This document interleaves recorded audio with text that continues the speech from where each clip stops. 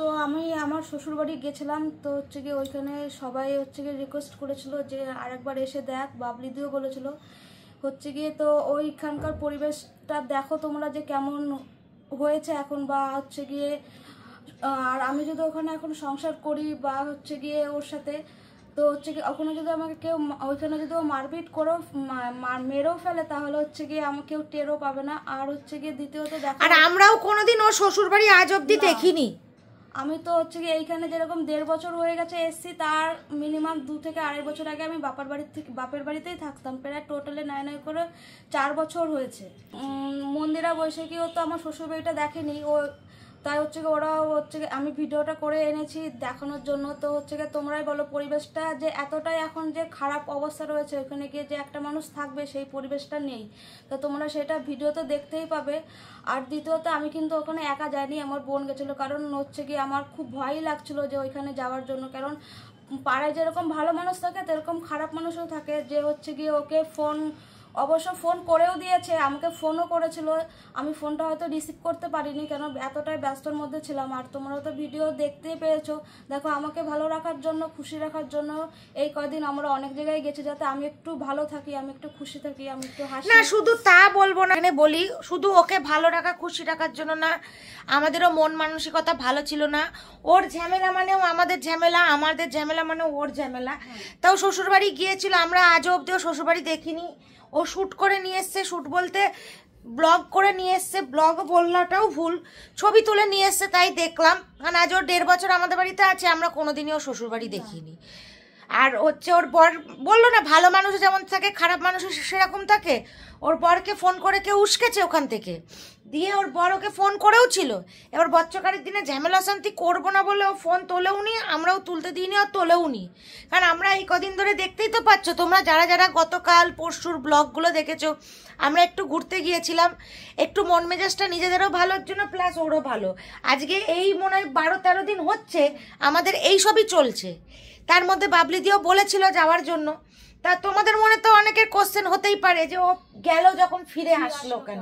আমি যেটুকুনি যা বুঝলাম বন্ধুরা, ওর পরিস্থিতি সেখানে থাকার মতন সেই পরিস্থিতি নেই। আর এখন যদি ও সংসার ফিরেও যায়, কথার কথা বলছি, যদি একটা জায়গায় আসে, ওকে যদি ওখানে কেউ কিছু করেও ফেলে ওর বর, তার দায়ী কেউ নেবে না। সামনে জঙ্গল, হ্যাডা ব্যাডা, মানে একটা মানুষ যে ওখানে থাকে, দেখো ওর বর গেছে 1 মাসও মনে হয়নি না, 1 মাস মনে হবে। তাহলে 1 মাস আগে যে বাড়িটায় যায় তার তো একটু হলেও দেখার মতন থাকে। সে বাড়ির মতন নেই, মনে যেন ওখানে ভূতে বাস করছে আর কি। তাহলে একটা মানুষ যে ওখানে থাকে তার তো কোনো রকম চিহ্নই আমি ওখানে দেখতে পেলাম না। তা তোমরাও ভিডিওটা কন্টিনিউ করতে থাকো, শ্বশুরবাড়িটা তোমাদেরকে সম্পূর্ণটাই দেখাবে। আর একটা কথা ওই বলবে, সেটা হচ্ছে যে তোমরা অনেকেই অনেক কিছু কমেন্টস করেছো। আবারও বলছি যে আমাদের জন্য নাকি ওর শ্বশুর ঘর যেতে পারছে না, কিন্তু এরকম কোনো ফ্যাক্টর না, ফ্যাক্টরি না। দেখো হচ্ছে আমার যদি এর আগের অনেক ভিডিওর পরে বলেছে যে তুই দেখ যদি সংসার করিস তাহলে, ইভেন ওর বরের সাথে আমরা কথা বলেছি, এটা আজকের কথা না। কারণ এই সবগুলো ভিডিওতে কোনোদিনই আমরা আনিনি। তখন প্রথম ওদের সাথে কথা, যখন শিউলি যখন আজ থেকে আমাদের বাড়িতে 2 বছর আগে যখন আসলো, কারণ এই 25 সালে তো 2 বছর হলো আমাদের বাড়িতে আসলো, 2 বছর হচ্ছে, 1.5 বছর কমপ্লিট হয়ে গেল। ও যখন প্রথম আসলো তখন আমি মন্দিরা দুজনেই ওর বরের সাথে কথা বলেছিলাম গো।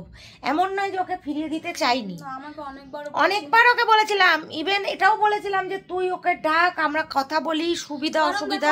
দেখো এইটা চিন্তা করে বলেছে, দেখো আমার একটা সন্তান আছে, ওর মুখের দিকে চেয়েও কিন্তু বলেছে যে তুই আরেকবার। তোমরা অনেকেই কমেন্ট করো না, শিউলি এখন ছেলে সেজে গেছে, একটা মেয়ের সাথে বিয়ে দিয়ে দাও। আরে শিউলির যদি বিয়ে করার হতো না বা বিয়ে করতো, তাহলে তোমাদেরকে সবার আগে বলতো, তাহলে এত এই শ্বশুর বাড়ি ছেলে বর নিয়ে এত জ্বালানিও জ্বলতো না।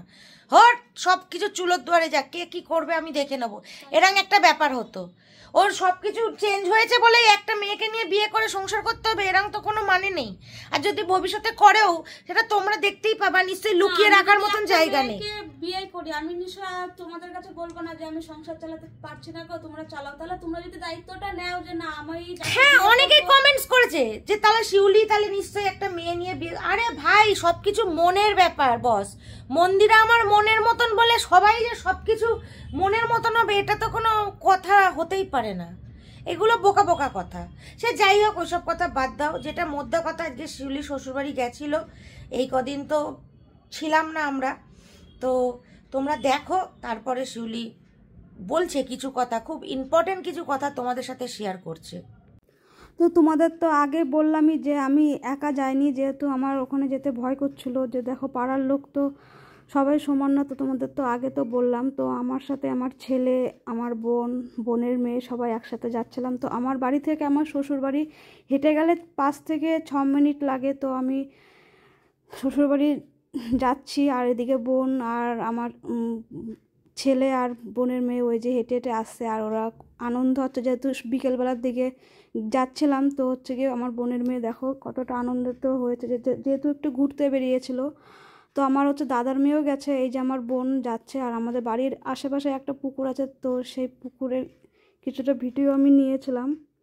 দেখো সবাই তো চায় যে একটা সংসার করব, একসাথে থাকবো, যেহেতু একটা সন্তান হয়েছে আমার, তার মুখের দিকে চেয়ে আমি ভেবেছিলাম যে যাই হোক আবার সংসারটা যদি করতে পারি তো আমার ছেলেটাও ভালো থাকবে। আর এই যে আমি যাচ্ছি শ্বশুরবাড়ির দিকে, তো হাঁটতে হাঁটতে, তো যেহেতু আমরা সবাই যাচ্ছিলাম এর জন্য হেঁটে হেঁটে যাচ্ছিলাম, সাইকেলটা নিয়ে। এই যে আমার হচ্ছে মেন শ্বশুর বাড়ি, আর আমার মেন শ্বশুর বাড়ি হচ্ছে কি করিমপুরে।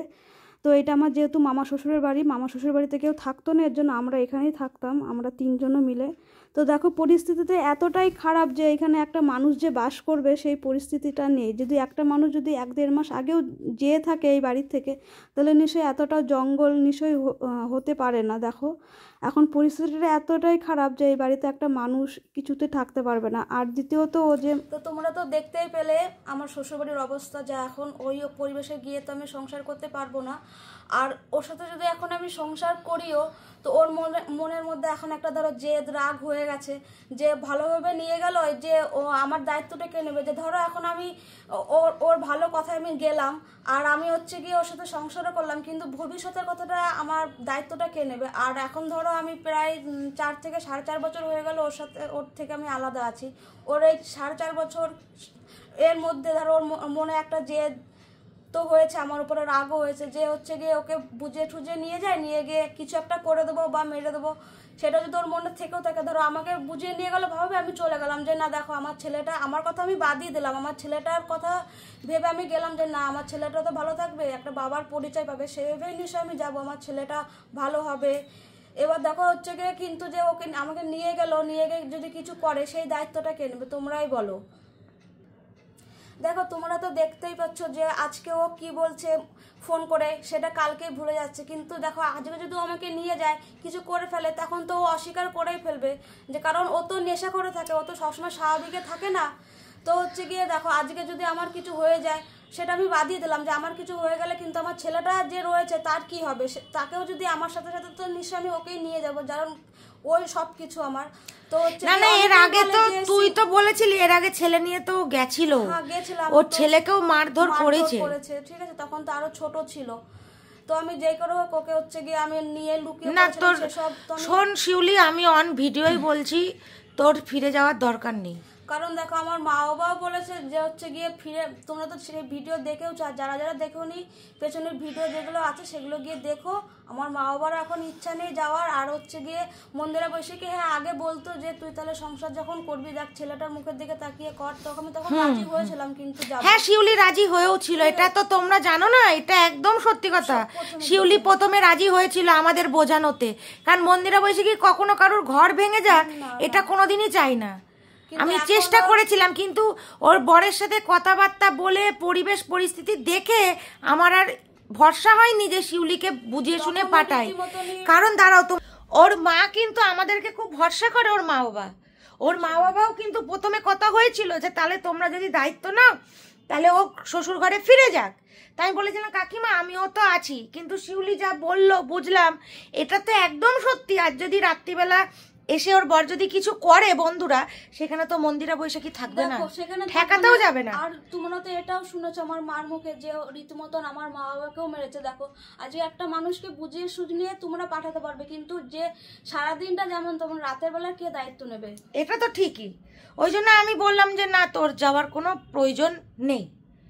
আবার অনেকে বলছে যে সিঙ্গেল মাদার সিঙ্গেল, দেখো আজকে যে অনেক অনেক মারাই আছে যে একটা সন্তানকে তারা নিজেরাও কাজ করে যে কোনো হচ্ছে গিয়ে তার না সন্তানকে অবশ্যই মানুষ করছে, অনেক কিছুই আছে, কিন্তু বিশ্বাস করো বন্ধুরা ফ্রিতে জ্ঞান দেওয়ার না লোকের অভাব নেই, কিন্তু ও জানে ওর পাশে দাঁড়ানোর মতন কেউ নেই। এই যে এত কিছু বলছো না, এই প্রসেস আছে ওই প্রসেস আছে, ওই করো সেই করো, সেই করার মধ্যে কিন্তু আমি আর মন্দিরা হ্যাঁ এই দুটো মানুষই আছে, তারপর আমার মা বাবা আছে, কিন্তু এই দুটো মানুষের সব থেকে ভূমিকাটা বেশি আমি এটাই বলবো। কিন্তু দেখো আজকে ওরা আমার ভালো মন্দ সবটাই ওরাই দেখে, কিন্তু হ্যাঁ আজকে আমি ওরা যেটা বলবে সেটাই করব, কিন্তু ওরা তো পুরোটাই জানে আমার বরের যে কথাবার্তা হয়েছে। দেখো একটা মানুষ ফোনে যখন এত কিছু বলতে পারে তার সামনে পুরোটা জানার থেকেও বড় কথা, ওর কথার থেকেও বড় কথা, ওর শিউলির মায়ে মানে কাকিমার সাথেও আমরা কথা তো সবসময় হচ্ছে, শিউলির বাড়িতেও গেছিলাম। তোমরা যারা যারা কাল পরশু কিছুদিন 2-3 দিনের ব্লগ দেখলে বুঝতে পেরে যাবে, সেখানে গিয়ে তো আর নতুন করে বলার মতন কোনো পরিস্থিতি নেই। এবার ওর শ্বশুর বাড়ি যাওয়াটা দরকার ছিল, কিছু দরকার ছিল বলেই আজকে গিয়েছিল। তা আমি ওকে বলেছিলাম দেখ পরিবেশ পরিস্থিতি দেখে আয়, যদি মনে হয় যে না পসিবল এখনো, আমি বলবো যে শিউলি তুই ছেলেটার মুখের দিকে তাকিয়ে সেই কাজটা কর। কিন্তু এটুকুনি আমি বুঝতে পারলাম যে ওর মা বাবাও যেটা বললো, মানে কাকিমা কাকু আর কি, শিউলির মা বাবা, ও গেলে আর বাঁচে এবার আর ফিরবে না। ওই জন্য আমি বললাম ছাড়, যা হচ্ছে সেটা ভালোই হচ্ছে। আর আমরা যখন স্টেপ নিয়েওছি তবুও মানুষের মন তো দেখো, আমরা তো সমাজ নিয়ে বাস করি, অনেকে অনেক কথাই বলে, কিন্তু এটুকুনি বুঝেছি এই সমাজ ফ্রিতে অনেক জ্ঞান দেবে, কিন্তু অভাবে বা অসময়ে কেউই পাশে থাকে না বন্ধুরা, এটা একদম সত্যি কথা। আজকে ওকে অনেকে অনেক কিছুই বলছে, ওর পাড়ার লোক এই সেই, এটা কর ওটা কর, ওটা করলে ভালো হবে, কিন্তু ওকে জিজ্ঞাসা, ওর সামনেই আছে, ওর পাশে কে এসে দাঁড়িয়েছে বা কটা লোক বলছে হ্যাঁ চ আমি তোকে সঙ্গে করে নিয়ে যাচ্ছি বা এই পয়সাটা খরচা হচ্ছে আমি তোকে দিচ্ছি, ও বলুক সামনেই বলছি। কিন্তু এই দুটো মানুষই আছে, আমাদের কথা বাদ দাও, ও আমার কাছে থাকে, ওর রেসপন্সিবিলিটি আমাদের, আমি তো দেবই, এটা তো স্বাভাবিক, ওর খাওয়া পড়া ও জামা প্যান্ট বেশভূষা সবই আমি দেবো, এটা খুব স্বাভাবিক। কিন্তু এই যে জ্ঞানগুলো দেয় না লোকে ফ্রিতে, কিন্তু কেউ পাশে থাকার, এটাই সব থেকে সত্যি কথা। বিশ্বাস করো বিপদে কেউই পাশে থাকে না, এটাই হচ্ছে মেন কথা।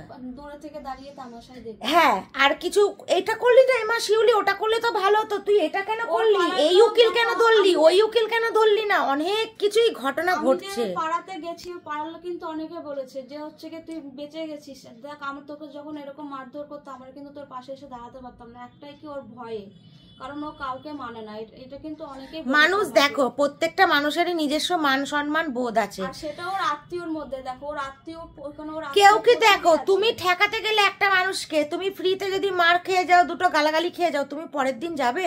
কখনোই যাবে না। তুমি তখন এটা ধর ওরা ওদের সংসার ওরা বুঝুক, আমি ফালতু ঠেকাতে গিয়ে আমি নিজে কেন অসম্মান হব বা লোকের হাতে মার খাবো। সেম কেস, ব্যাপারটা সেম। আর আজকালকার দিনে কেউ কারুরটা দেখে না। ওই যে বললাম ফ্রিতে লোকে অনেক কিছু বলতে পারবে হয়তো, কিন্তু সিচুয়েশন পরিস্থিতিতে দাঁড়িয়ে না কেউ দেখে না। সুতরাং ওইসব বড় বড় ডায়লগ না দেওয়া যায়, কিন্তু যে যে পরিস্থিতির শিকার না সে বুঝতে পারে সে তার পরিস্থিতিটা ঠিক কতটা ভয়ানক বা কি হচ্ছে কি ঘটনা। তো হচ্ছে কি ও হচ্ছে কি অনেকবার ফোন করেছিল, আমরা রিসিভ করতে পারিনি। যদি এর মধ্যে ফোন রিসিভ করতে পারিনি বড় কথা, থেকে রিসিভ করাইনি ওকে দিয়ে ইচ্ছা করে। এখন সবে নিউ ইয়ার গেল, 1 জানুয়ারির দিনই করেছিল। কে ওর গালাগালি মেজাজের ধার ধারবে গো, কে শুনবে ওইসব কথা এখন? ওই জন্য আমি ওকে বললাম এখন রিসিভ করতে হবে না, যখন সময় হবে ওকে ঠিক ফোন করে নেওয়া যাবে, এখন তো কোনো দরকার নেই। যদি ওর সাথে কোনোভাবে কোনো কথা হয় সে তো তোমাদের সামনে সব সময়ই ধরছি, শেয়ারও করছি। ইভেন বাবলি দিও প্রতিশ্রুতি, কি বাবলি তো বলেই দিয়েছে তোর ডিভোর্স হয়ে যাবে, তুই চিন্তা করিস। যাই হোক, তোমরা তো সব শুনতেই পেলে, আর কি বলবো বলো। এই হলো ব্যাপার।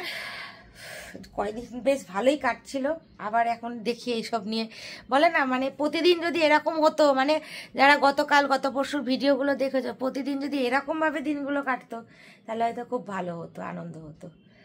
তো ছাড়ো, যাই হোক, এখানেই শেষ করলাম ভিডিওটা।